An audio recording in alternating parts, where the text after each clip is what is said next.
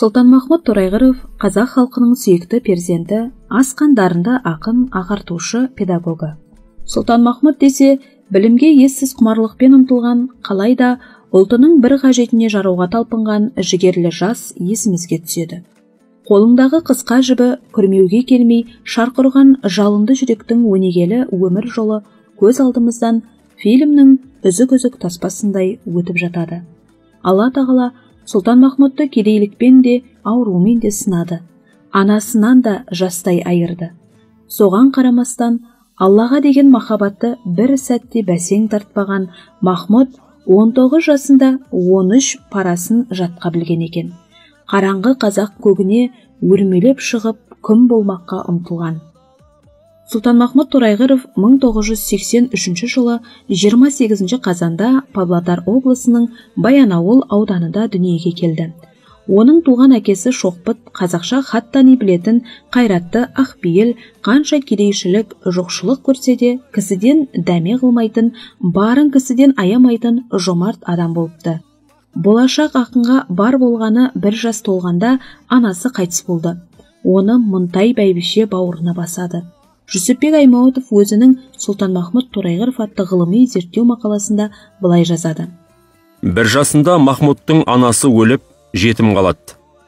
Ұлы анасы Мұнтай бәйбіше бауырын алады. Сұлтанмахмұт 6 жасар, інісі Бәшен 5 жасар кезінде әкесінен оқып, еже таниды. Содан кейін әкесі кейде өз үйінде жеке молда ұстап, кейде ел арасындағы молдаларға беріп, балаларын оқудан үзбейді. 12-13 жасқа келгенде Махмұт Мұқан молдадан оқиды. Мұқан молда араб, парсы икейлерін қазақшаға айналдырып, өлең қылатын, біреуді мақтап, біреуді жамандап өлең шығаратын арқасы бар адам болды. Молдасына еліктеп 13 жасар Махмұт та сықақ өлең жаза бастайды. Содан кейін Махмұт Баян қаласында медресе ашып, бала жинап жататын Әбдірахман молдадан ел күю мағзум деп атайтын оқиды. Махмұт молданың өз үйінде тұрады. Сабақтан босағанда мағзум Махмұтқа шай қайнаттырып, отын жарғызып, су әкелгізіп, малын күттіріп, малай қып алады.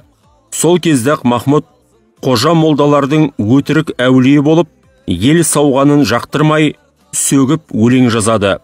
Ол өлеңдерін молда көріп қойып, ұрсады, жек көре бастайды. Сұлтанмахмұттың тұңғыш жазған өлеңі секілді өмір қысқа жарты тұтам деп аталады.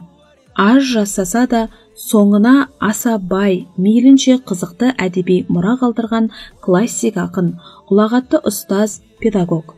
Қараңғы қазақ көгіне өрмелеп шығып күн болуды арман еткен Сұлтанмахмұт Торайғыров бүкіл ғұмырын халық ағарту ісімен шығармашылыққа арнаған.